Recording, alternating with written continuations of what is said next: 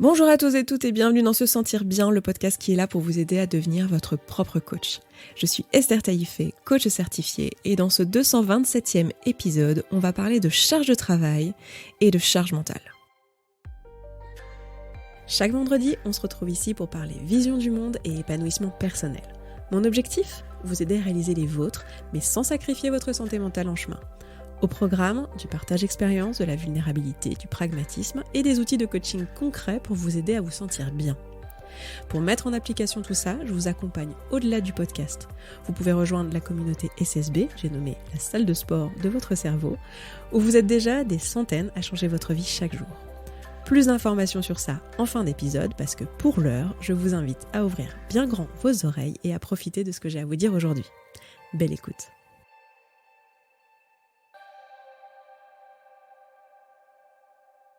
Bienvenue. Aujourd'hui, je suis ravie de vous parler de ce sujet. C'est vraiment un sujet qui m'anime parce que c'est un sujet auquel je suis sensible. J'ai moi-même été dans des périodes, à des moments de ma vie où j'ai beaucoup travaillé et je me suis retrouvée avec la tête comme ça. Vous voyez pas mon geste, mais vraiment en me disant « Mon Dieu, mais je vais sombrer, je suis trop fatiguée, il y a trop de choses, ça ne va plus du tout, je perds pied, je suis en train de sombrer tout doucement. » Et je sais que vous êtes nombreux et nombreuses à m'écouter et à vous sentir dans ce truc un peu de « Mais comment je peux faire pour arrêter d'être submergée ?» Là, il y a trop de trucs, ça va pas du tout. Que ce soit le cumul du boulot, du fait que vous, j'en sais rien, peut-être vous lancez votre boîte en parallèle en même temps, peut-être que vous avez des enfants en bas âge en même temps, peut-être que vous devez vous occuper d'un proche qui est malade en même temps.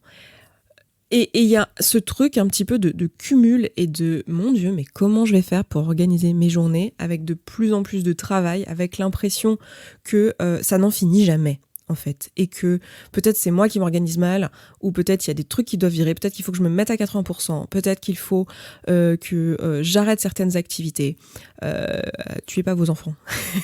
Peut-être qu'il faut que je me fasse aider sur certains trucs et en même temps je vois pas comment je vais pouvoir faire ça parce que j'ai pas les ressources, etc. Bref, un peu ce sentiment, vous le voyez ou pas, ce sentiment un peu de panique et de débordement de « Mon Dieu, je me sens jusque là et je ne sais pas comment faire et je vois pas de solution, je suis la tête sous l'eau et je me vois sombrer et ça le fait pas, quoi. » Et en plus de ça, la culpabilité de se dire « Mon Dieu, je sais que c'est possible, je vois des gens qui ont des enfants, une entreprise en même temps et tout se passe bien pour eux. Je vois qu'il y a des gens qui s'occupent d'un parent et qui en même temps travaillent et tout se passe bien pour eux.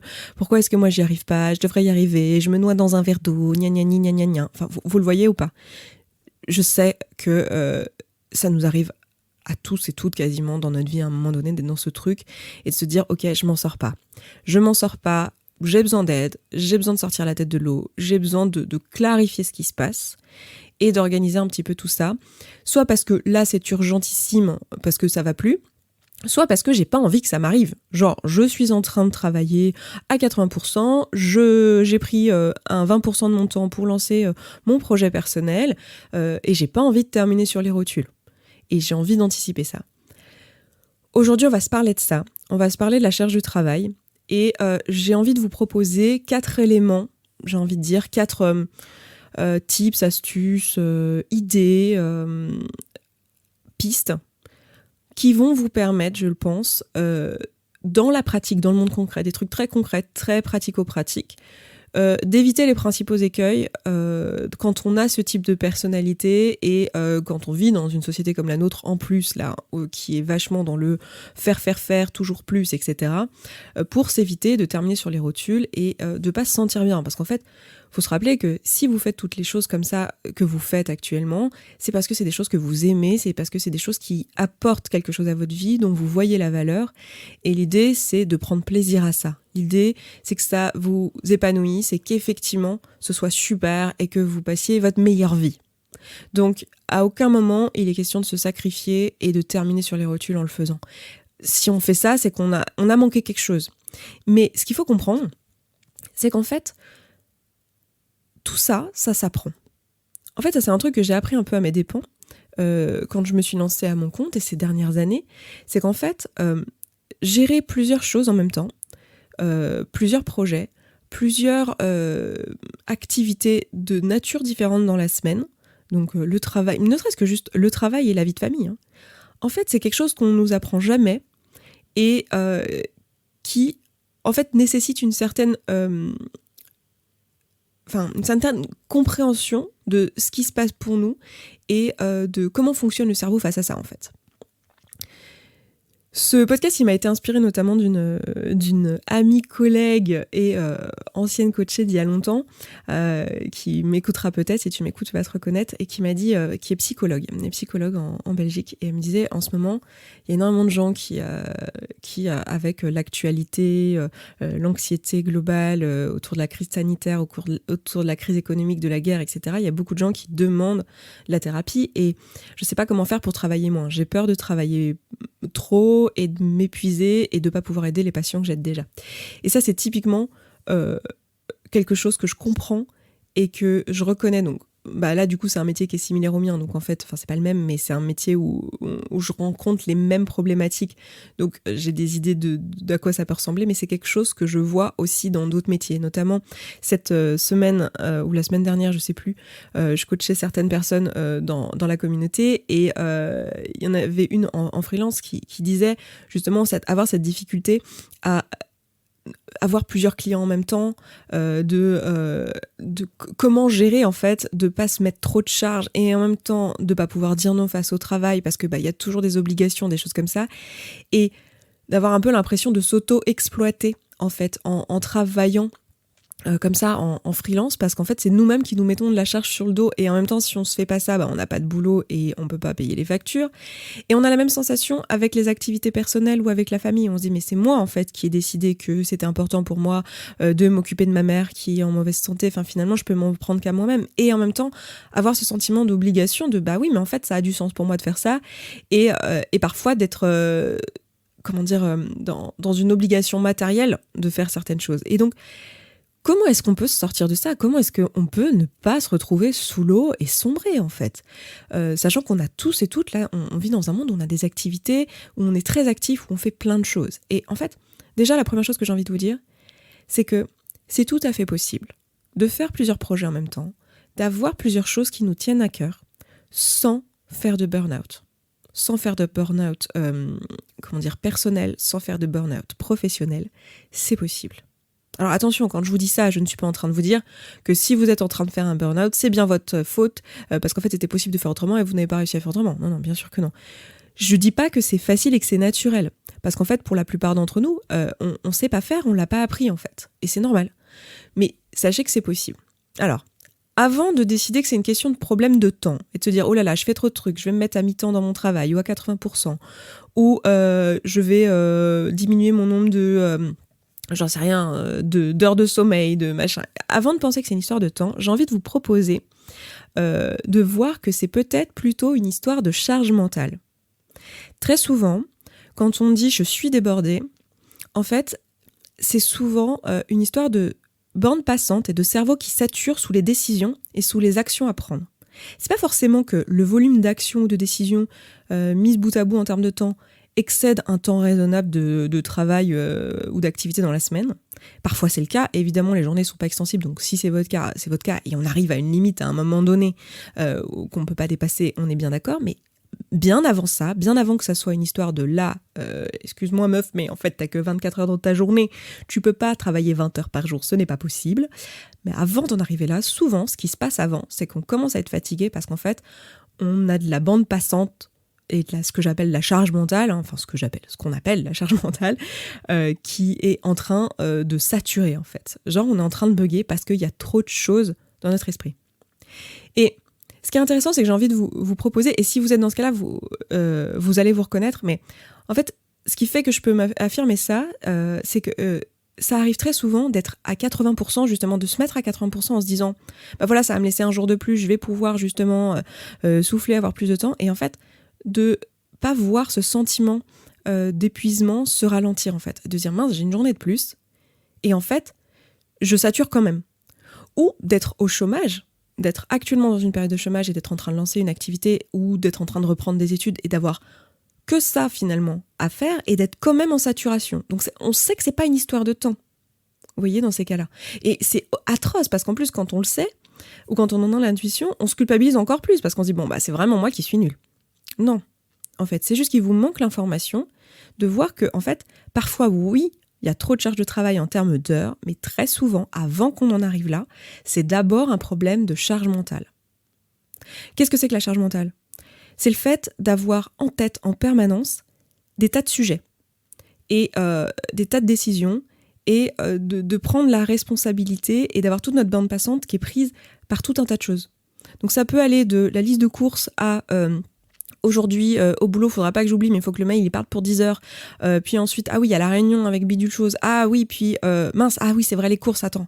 Il faudra que j'aille à un autre endroit parce qu'il y a si. Ah, puis il y a la petite à aller chercher cet après-midi au foot. Ah, et puis il y a XY maman. Ah oui, c'est vrai que j'avais dit à maman que je lui dirais si on vient le week-end prochain ou si on le fait le fois d'après. Et j'ai toujours pas regardé parce qu'en fait, ça dépendait d'un truc. C'est ça, en fait, qui fait saturer. Je vous en avais parlé il y a quelques temps maintenant, parce que c'était dans l'épisode 146, je vous avais parlé de la fatigue et de comment l'éviter, cette fatigue chronique, en vous parlant du fait qu'il existait 3 types de fatigue. Fatigue mentale, fatigue physique, fatigue émotionnelle. Très souvent, là, quand on parle de débordement et de pré-burnout comme ça, et de sentiment de saturation et de se voir sombrer, en fait, cette fatigue, elle est très souvent en premier lieu émotionnelle. Ensuite vient fatigue mentale et très souvent fatigue physique aussi parce que du coup ça nous prend notre sommeil, etc. Mais c'est avant tout une histoire de émotionnellement, on a constamment notre cerveau qui nous dit attention, il y a des besoins qui pourraient ne pas être remplis. Attention, il y a des émotions désagréables. Attention, et que c'est de l'anxiété, et des peurs et des machins, et des oh mon Dieu, ça va pas. Et pour ça, il faut réussir à faire le tri, en fait.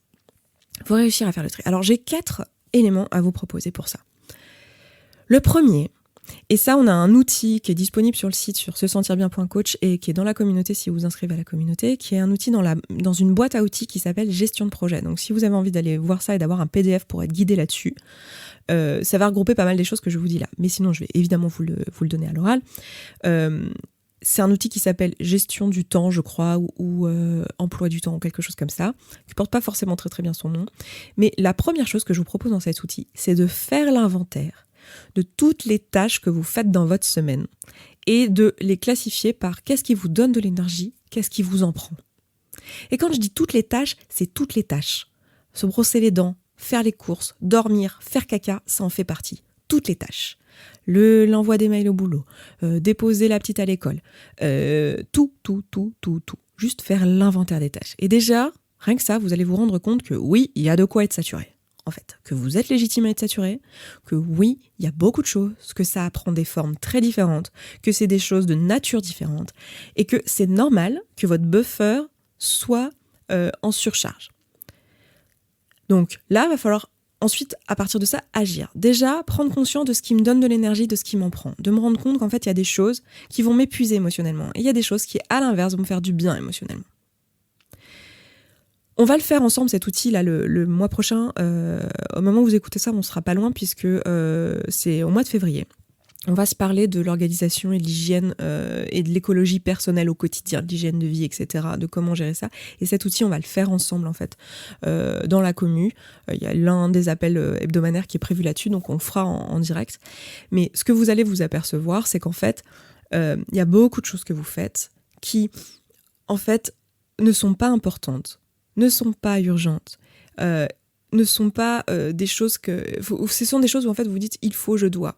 Et en fait elles vous saturent. Et en fait elles vous prennent beaucoup d'énergie. Et là, il va falloir qu'on regarde comment est-ce qu'on peut faire pour que soit ces choses-là, il n'y ait plus besoin de les faire, soit qu'elles soient automatisées, soit qu'elles soient déléguées, soit que ces choses-là ne vous prennent plus l'énergie. C'est là qu'on en vient au deuxième point et la deuxième astuce que j'ai envie de vous donner ici, qui est que très souvent ces choses nous prennent de l'énergie, comme je disais, parce que c'est une question de charge mentale. La charge mentale, en fait, le buffer, il crame quand on est en train de switcher de tâches.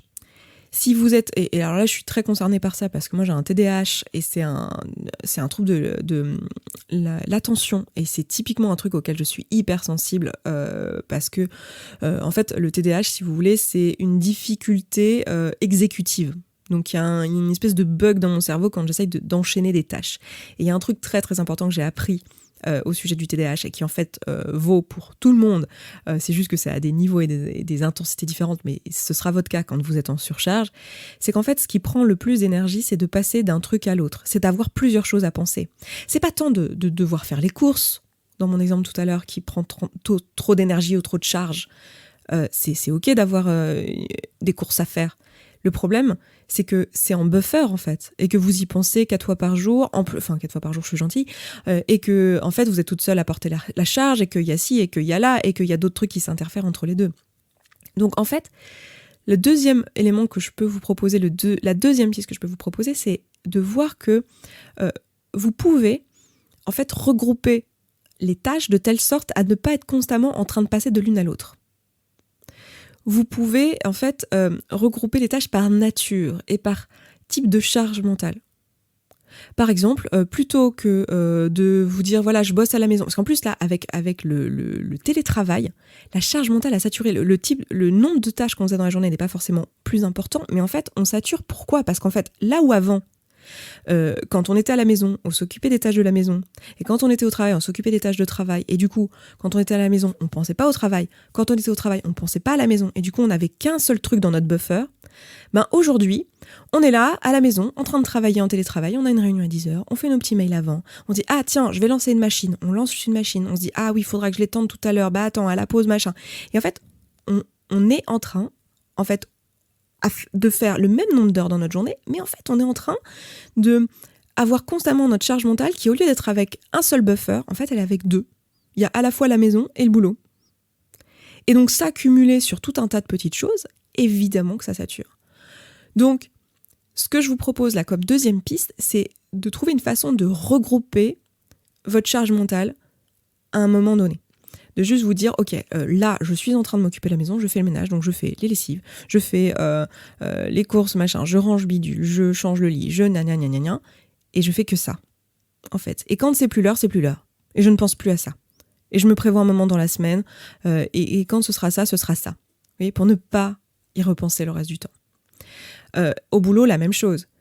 Type de tâche. Est-ce que là, je suis plutôt en mode réunion, je me fais interrompre, je fais les appels, les machins, tous les trucs où j'ai besoin d'interaction. Est-ce que je suis plutôt dans un truc créatif ? Est-ce que je suis plutôt... Et là, c'est à vous de l'adapter à vos modes de fonctionnement, mais de regrouper, en fait. Parce qu'on est plus efficace, parce qu'on n'a pas besoin de changer de tâche, d'être... Tous ces temps, en fait, de latence, sont entre les moments où on pense à un truc puis à un autre, en fait, ça tue. Non seulement ça tue la productivité, donc si en plus votre envie c'est d'être productif, ça vous tue dans cette productivité-là, mais en plus ça vous sature émotionnellement et c'est fatigant physiquement. C'est-à-dire que vous pouvez littéralement terminer votre journée avec un mal de crâne et une incapacité à réfléchir droit. Et à vous dire, mon Dieu, qu'est-ce que je faisais déjà ? J'ai complètement oublié. Parce que vous saturez, alors que matériellement, vous n'avez pas travaillé plus d'heures, vous n'avez pas plus de choses dans votre journée, mais juste, ça n'est pas regroupé par bloc. Et juste il faut comprendre que votre cerveau peut saturer d'informations et de décision. Donc, première chose, faire votre liste de tâches, vous rendre compte qu'en fait, il y a des trucs qui vous donnent de l'énergie, d'autres pas, et qu'il y a peut-être des choses à réorganiser. Dans ces tâches-là, en regrouper dans la mesure du possible, par nature, faire des blocs, à vous de voir. Je vous avais déjà parlé de cadre souple, de comment organiser votre emploi du temps, etc., en fonction de qui vous êtes, de vos modes de fonctionnement, etc. Donc, trouver une façon de le regrouper, mais en tout cas, de penser et de tenir compte de la charge mentale. C'est pas un truc transparent, c'est pas un truc qui n'existe pas. Et troisième chose que je vous propose, troisième piste, c'est de faire des choix radicaux. Et là, on va adresser un petit truc qui est que on est très nombreuses, surtout en tant que femme, parce qu'on a été éduquées de cette manière-là, à prendre toute la charge sur nos épaules. Et vous allez très vite vous en apercevoir quand vous allez faire votre inventaire des tâches que vous faites dans votre semaine. Vous allez être attaché émotionnellement en disant oui, je vois bien que c'est beaucoup, je vois bien que c'est trop, mais je ne vais pas pouvoir les laisser tomber. En fait, tout est trop important. Et là, il va y avoir un moment où il va falloir se dire, ok, en fait, je vais faire le choix de lâcher des trucs, parce qu'en fait, c'est trop. Et je sais que c'est très, très dur. Je le sais. Et en fait, c'est dur et en même temps super facile. C'est-à-dire que on a juste peur. On a peur qu'il se passe une catastrophe. Je vais vous donner un exemple qui m'amuse beaucoup et que je donne souvent en exemple quand je coach quelqu'un à un sujet. Je donne l'exemple de cette coachée-là. Il y a quelques années, j'ai coaché une femme qui, en fait, était surchargée par le fait de s'occuper de faire à manger pour les enfants et la famille, en plus de son travail, etc. Ce qui est tout à fait normal et je vois tout à fait comment on peut se retrouver surchargé avec tout ce que je vous disais là, le fait de toute la journée elle y pense. Alors attends, le menu pour ce soir, et puis c'est moi qui vais faire les courses et les machins. Et elle avait toute la charge sur elle.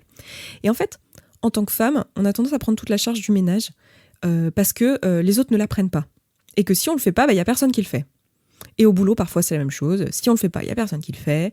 Et quand c'est nous-mêmes qui nous sommes en freelance, évidemment, si on le fait pas, il y a personne qui le fait. Donc tout est trop grave et rien ne peut être lâché et on est là en saturation. Et je lui avais dit, fais le choix radical de lâcher la charge mentale du dîner. Juste, c'est plus ta responsabilité. Juste, tu lâches le truc. Et elle me disait, oh, mais ça va être horrible, mais qu'est-ce qu'ils vont manger les enfants, mais qu'est-ce qui va se passer, mais c'est pas possible, tu comprends, je peux pas faire ça. Ils comptent sur moi. Et puis les enfants, ils vont pas partir au lit le ventre vide. Enfin, je peux pas juste m'en foutre et ne décider que c'est pas un sujet. Je fais juste, teste-le. Qu'est-ce qui se passe si tu lâches prise sur le dîner de ce soir? Et en fait, elle l'a fait. Et elle est rentrée à la maison et elle a dit aux enfants, elle dit, moi je suis fatiguée, j'ai besoin de me reposer, et j'ai besoin surtout de ne pas y penser. Donc ce soir, maman, elle s'occupe pas du dîner. Et je peux vous assurer que tout le monde a mangé ce soir-là. Hein. Bon, alors c'était des pâtes au beurre avec du gruyère, un peu trop cuites. C'était pas terrible. Évidemment, on souhaite pas ça tous les jours de la semaine. Mais le monde continue de tourner. Tout le monde était de bonne humeur, les enfants ont mangé, le mari a capté qu'en fait, il y avait un petit problème de répartition de la charge mentale. Encore une fois, pas des actions, pas forcément du temps, parce que le mec, effectivement, il fait des choses dans la maison, et si on regarde la liste des tâches et tout, en fait, c'est partagé en deux, et il faisait sa part. On était sur un couple ultra féministe et qui savait bien s'organiser, etc. Mais c'était la charge mentale. C'était la charge mentale. Et le nombre de trucs comme ça, où en fait, si on lâche prise, il se passe rien. Et alors, je sais que c'est la piste la plus challengeante que je vous propose, mais j'ai vraiment envie de vous donner l'opportunité de juste tester ça. Genre, l'exemple de plus cuisiner. Ou alors, tiens, qu'est-ce qui se passe si juste j'arrête de me maquiller? Ok, c'est que 10 minutes, c'est pas une question de temps, c'est une question de charge mentale. J'ai pas envie de me maquiller, me démaquiller, machin. Qu'est-ce qui se passe si je prends pas la charge du ménage à la maison? Qu'est-ce qui se passe si, là, au boulot, le dossier part pas? En fait, c'est pas ma responsabilité. Parce qu'il se trouve que de fait, évidemment, faites-le avec des trucs où, de fait, finalement, la charge, elle devrait être répartie, en fait. C'est pas que votre responsabilité, mais les gens ne prennent pas les leurs. Juste, qu'est-ce qui se passe si juste vous lâchez, vous faites un choix radical? Je fais le choix radical de m'habiller tous les jours de la même manière cette semaine parce que j'ai pas envie d'avoir la charge mentale là-dessus. Genre, j'ai décidé que dans ma liste de trucs qui me prenaient de l'énergie et qui sont en fait pas importantes, ça c'en était une. Je fais un choix radical cette semaine de juste lâcher des trucs qui me paraissent inlâchables. Et de voir combien, en fait, c'est une histoire de se laisser de la place, en fait, dans le cerveau, d'arrêter de saturer. Et enfin, le dernier point que j'ai envie d'aborder avec vous, qui est important, et qui n'est pas une histoire d'organisation, et qui n'est pas une histoire de charge mentale directement, mais une histoire de fait que des fois, physiologiquement, on n'est pas disposé à bien gérer différentes tâches dans notre journée parce qu'on est fatigué. Là, je vous renvoie au podcast 146 que j'avais fait. Je ne vais pas refaire le podcast ici parce que ça serait trop long. Mais il y a un truc vraiment important qui est la 4e piste que je vous propose pour ne pas saturer. C'est de vous reposer de la bonne façon. De savoir et d'apprendre à reconnaître si en fait il s'agit d'une fatigue physique, s'il s'agit d'une fatigue émotionnelle, s'il s'agit d'une fatigue mentale, et de savoir y répondre. De quoi vous avez besoin? Est-ce qu'il faut vous énergiser, au contraire sortir et faire des trucs, même si vous avez déjà fait beaucoup de choses aujourd'hui, et en fait c'est ça dont vous avez besoin? Ou est-ce qu'en fait il faut aller dormir? Ou est-ce que pas du tout en fait? Là c'est pas dormir dont vous avez besoin que les choses avancent, vous avez besoin que quelqu'un d'autre prenne la charge émotionnelle, ou que vous puissiez faire une liste et vous décharger d'un truc, déléguer.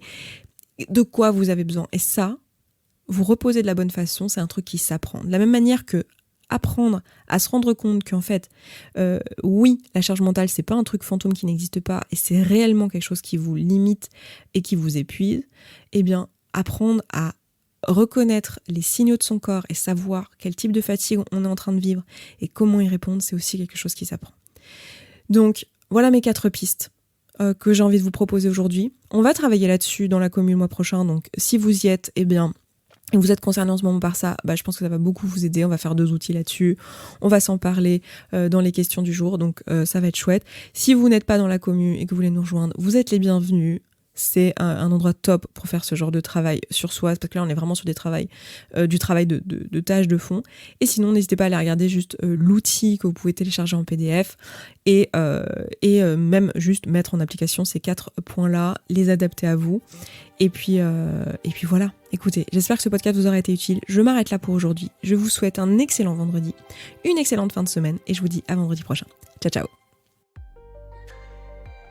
Merci d'avoir écouté cet épisode jusqu'à la fin, je suis ravie que tu l'aies apprécié. Si tu vois que ce que je te partage ici te parle, mais que concrètement tu mets pas en application ce que je t'enseigne, eh bien déjà sache que c'est normal et que c'est pas toi qui as particulièrement un problème de volonté ou de procrastination. Bah oui, le cerveau humain n'aime pas les changements et parfois on a besoin d'être accompagné pour pouvoir changer ses habitudes sur le long terme. Ce travail, on le fait ensemble au sein de la communauté SSB. Parce que les outils de développement personnel, c'est comme le sport, c'est beaucoup plus facile à faire en cours collectif que tout seul dans son salon. La communauté SSB, c'est la salle de sport de ton cerveau. C'est l'endroit où tu vas pouvoir prendre soin de ta santé mentale, comme une hygiène de vie, comme tu le ferais pour ta santé physique. Tout se passe là-bas. Tu vas pouvoir échanger avec les autres auditeurs et auditrices de ce podcast qui font ce travail en même temps que toi. Tu vas pouvoir faire des outils, poser tes questions, te faire coacher si tu le souhaites. C'est simple, c'est un abonnement mensuel sans engagement dans lequel tu vas pouvoir avancer à ton rythme et sans pression, avec ou sans coaching individuel avec moi. Pour nous rejoindre, rendez-vous sur sesentirbien.coach/communauté sans accent. À tout de suite.